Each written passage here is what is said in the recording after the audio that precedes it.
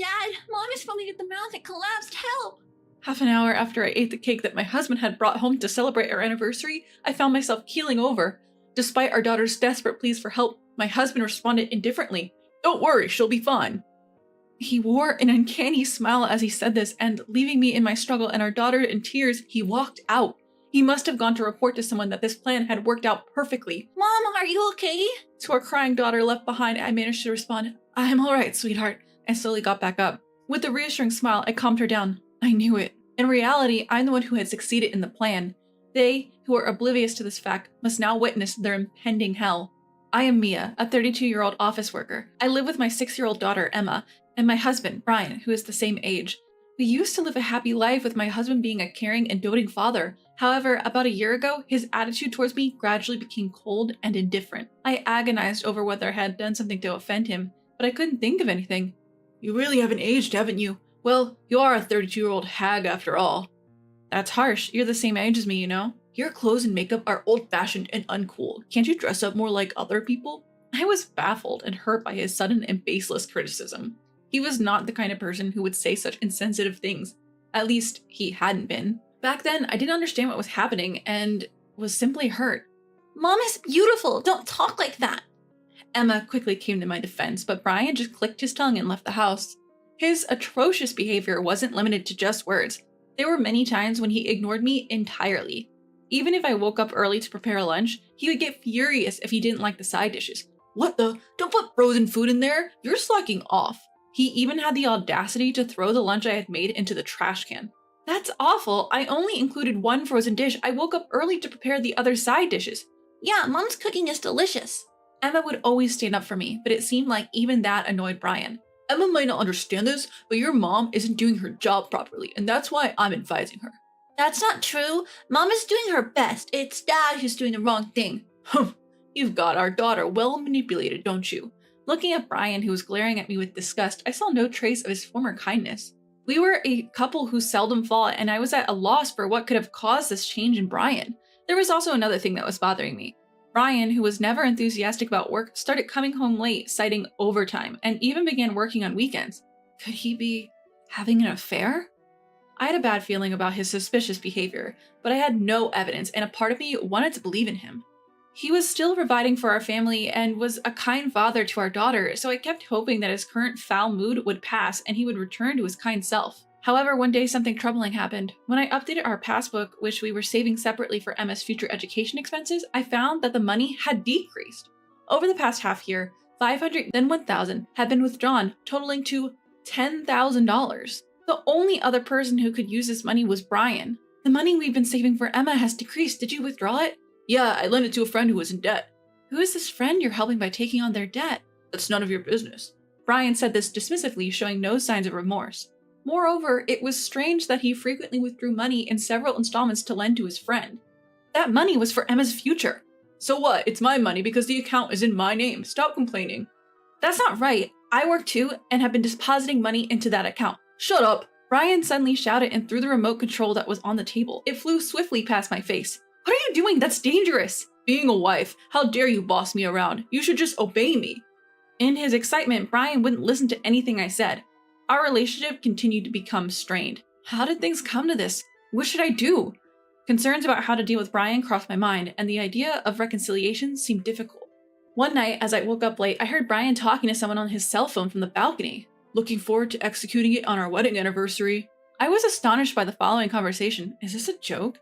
Feeling a deep sadness at how his love for me had cooled off, at the same time, I felt a boiling rage. The next day, having confirmed Brian's betrayal, I decided to open the computer he always used in his study. I remembered the password as I had borrowed it only once a long time ago. As I nervously checked the contents of the computer, it appeared that Brian was indeed having an affair, and there were numerous message exchanges with an unknown woman. I was shocked when the reality I had suspected was placed before my eyes. Furthermore, from those exchanges, I discovered Brian's shocking plan. So that's what it was. Well, I have a plan too.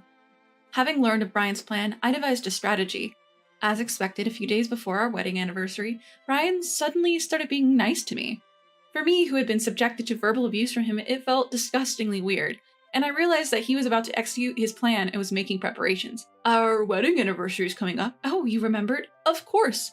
It's an important anniversary for us. I've been having some problems at work lately and I've been cold to you. I feel bad about that. As he made the obvious excuse, Brian was arching his eyebrows dramatically. Is that so? Maybe I haven't been considerate enough. I'm sorry. No, I appreciate you. Let's have a fun day on our wedding anniversary, just the family. I'm happy. Thank you. I'll make a feast. I was pretending to be deceived and acting happy, but I felt lonely. It would have been nice if this was true. I would have felt genuinely happy listening to my husband's words, and then the day of our wedding anniversary arrived. I prepared lots of dishes that Brian and Emma loved and waited. Wow, it looks delicious. I can't wait for Daddy to come home. Emma was overjoyed and danced while humming. I felt sorry for my happy daughter who didn't know what was about to happen. Eventually, Brian came home and presented me with a bouquet and a cake. It's not flashy, but I thought it's modest like you, so I chose it. Looking at the bouquet offered to me, my heart skipped a beat. Brian had made a good cover-up, but I knew that wasn't why he chose this flower. Could you put it in a vase right now? I understand. Thank you for the beautiful flowers. After arranging the flowers and having a pleasant meal, it was finally dessert time. The cake Brian bought was 3 kinds of cakes: chocolate, strawberry, and cheesecake. Seeing this, I intentionally spoke to my daughter. Hey Emma, I want to eat chocolate cake today. Could you let me have it? But Emma always eats the chocolate. But okay, today I'll let you have it. I did not miss Brian's sudden shudder as he heard our conversation. Well, I'll have the cheesecake. Emma, wait a second. When my daughter tried to take out the cake, my husband stopped her in a panic. He struggled to find a reason for his startled daughter. Well, the cheesecake seems to have a bit of alcohol in it. Emma should avoid it. The shop assistant told me so. Brian rushed to explain, quickly grabbing the strawberry cake before Emma or I could. His panic was almost comical. You're eating that? Yeah, I love strawberries. Huh, that's news to me, I responded. Meanwhile, Emma was elated, eagerly beginning to feast on her beloved chocolate cake. Upon seeing me select the cheesecake, Brian smirked and quickly devoured his portion. As I reached for my cake, he watched, swallowing hard. Hey, it's hard to eat when you're staring so much. Why don't you and Emma go bathe first? I want to savor my cake. Brian laughed it off and excused himself, taking Emma to the bath. All right, time to enjoy my cake, I announced audibly on purpose. When Brian emerged from the bath later and saw the remains of the eaten cheesecake, his face softened with relief. 10 minutes later, my chest hurts. Help me. Mom, are you okay? I began clutching my throat and collapsed on the dining room floor, feigning agony. Papa, Mommy is foaming at the mouth and collapsed. Help! A terrified Emma called to Brian, who was watching TV in the living room. Yet, despite the sight of me suffering, Brian remained cold and said, Don't worry, just leave her. Papa! With that, he left the house, leaving a distraught Emma with a fallen me. I knew instantly where he was heading. Upon confirming that he had indeed left, I stood up, just as I thought. Seeing her mother recover from the pretend episode so quickly, Emma was taken aback. Mom, are you okay? Emma, sorry, it was a prank. With that jest, Emma broke into a mix of laughter and tears. One after I tucked Emma into bed, the sound of the front door opening echoed. When my husband came home, he called my daughter's name to the room where the lights had gone out. Emma, are you there? I've brought Mama medicine. It's going to be okay now. From the shadows, I quickly moved behind Brian, tapping his shoulder from behind. What do you mean it's going to be okay? Ah! Brian shrieked in shock, apparently dropping to the floor from the surprise. Why are you still alive? Catching himself, Brian hastily began to make excuses. No, when I saw you collapse, I ran outside to call for help, but there was no one, so I thought I'd go and buy some stomach medicine. I see, how kind of you, right? I'm relieved to see you're feeling better. Seemingly under the impression he had successfully deceived me, his face relaxed. I was not fooled, however. You've got some nerve spewing such lies. So, where's this stomach medicine you bought? Did I forget it at the pharmacy? I could only shake my head at Brian's feeble attempts to lie his way out. And then, I silently pulled out my phone from my pocket and played a recorded audio file. Soon I'll be together with you, and the money will come in.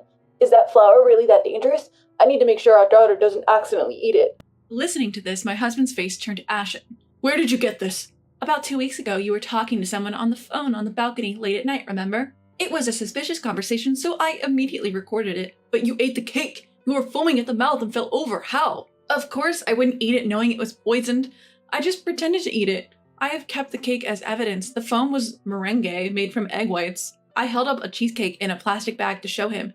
You tricked me! It was you who tricked me, Brian. I knew all about your plan from checking your computer. Brian's plan was to present me with a bouquet and cake for our anniversary, pre-coat the cake with the poison from the flower, and attempt to take my life. It was a cunning plan where even if the police investigated, they could explain that the poison got into my mouth because I had handled the flowers when arranging them in the vase, and ate the cake without washing my hands. Suddenly, Brian approached me with the look of sheer malice. Hand over that evidence. Hold on. Even if you try something, it's nonsense. The police will be here soon, as I've already reported you. Plus, this room is under surveillance. Everything has been recorded. What? You're lying! Wait! Suddenly panicked, Brian clung to me in desperation. I'm sorry. I was persuaded by a woman. I didn't want to do it. Please tell the police that it was a misunderstanding. It's too late. But Emma is here. Are you okay leaving her without a father? It's better than her being with someone who would attempt to take a life. Please, I beg you, from now on, I'll be a good husband, a good father. Brian was now a pitiful sight, kowtowing with his forehead grinding on the floor, screaming while shedding tears and snot. But even seeing him like this, my heart didn't waver in the slightest. At that moment, the police arrived, and Brian was taken away, still screaming and crying. After that, both my husband and his mistress were found guilty of attempting to take my life. Of course, I divorced him, demanding $2,000 in damages and $10,000 in child support, which his parents kindly paid me. His family said they would make him work under strict surveillance and repay the money after he is released from prison. I also demanded $2,000 in damages from his mistress. Her parents paid me on her behalf, but I heard she was disowned. She was a new employee at Brian's company and was fired along with him. After paying for her crime, a difficult life awaits her. Emma and I have returned to my parents' house and are living a peaceful and happy life. To protect my daughter from getting hurt, I told her that her father went far away for work. Receiving all the love from me and my parents, my healthy growing daughter makes me want to continue raising her with all my might.